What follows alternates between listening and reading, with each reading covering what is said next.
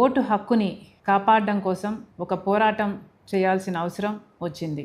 భారతదేశ రాజ్యాంగం మనందరికీ ఓటు హక్కునిచ్చింది, మన నాయకుల్ని మనమే ఎన్నుకోవడానికి. ఆ ఓటు హక్కుని కాపాడాల్సిన బాధ్యత ఎలక్షన్ కమిషన్ ఆఫ్ ఇండియాకి ఉంది.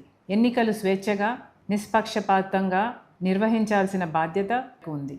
కానీ ఎలక్షన్ కమిషన్ ఆఫ్ ఇండియా ఈరోజు బీజేపీ మోడీ గారి చేతిలో బందీ అయ్యింది.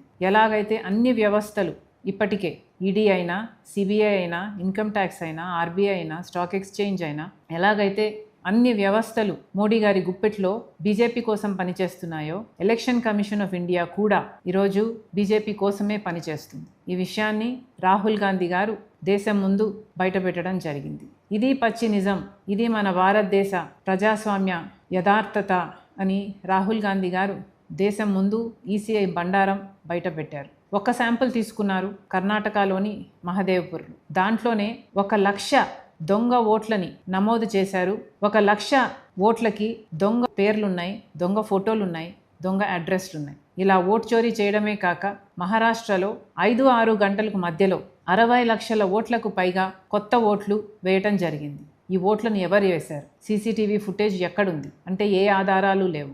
అలాగే గత 5 సంవత్సరాలుగా ఎన్ని ఓట్లయితే నమోదయ్యాయో ఎలక్షన్లకు ముందు 5 నెలల్లోనే 1 కోటి ఓట్లకు పైగా అంతకంటే ఎక్కువ నమోదయ్యాయి. మరి ఇది అన్యాయం కాదా? ఇది ఓటు చోరీ కాదా? ఎలక్షన్ కమిషన్ వాళ్ళ బీజేపీకి వ్యతిరేకంగా ఉన్న ఓట్లని తొలగించడం అయితేనేమి, లేక దొంగ ఓట్లు బీజేపీకి అనుకూలంగా వేసేవారి పేర్లను చేర్చడం అయితేనేమి, ఇలా ఓటు చోరీకి పాల్పడుతుంది ఎలక్షన్ కమిషన్ ఆఫ్ ఇండియా. ఈరోజు ఎలక్షన్ కమిషన్ ఆఫ్ ఇండియా కూడా బీజేపీ ఎలక్షన్ ఏజెంట్గా పనిచేస్తుంది. వీటి మీద పోరాటం చేయాల్సిన అవసరం ఉంది.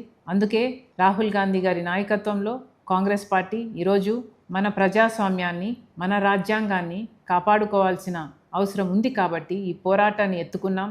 దీనికి మీ మద్దతు కూడా కావాలి, మీ సంతకం కూడా కావాలి. మాతో కలిసి పోరాటం చేయాలని, మన ప్రజాస్వామ్యాన్ని, మన రాజ్యాంగాన్ని కాపాడుకోవాలని మనస్ఫూర్తిగా ప్రార్థిస్తున్నాం.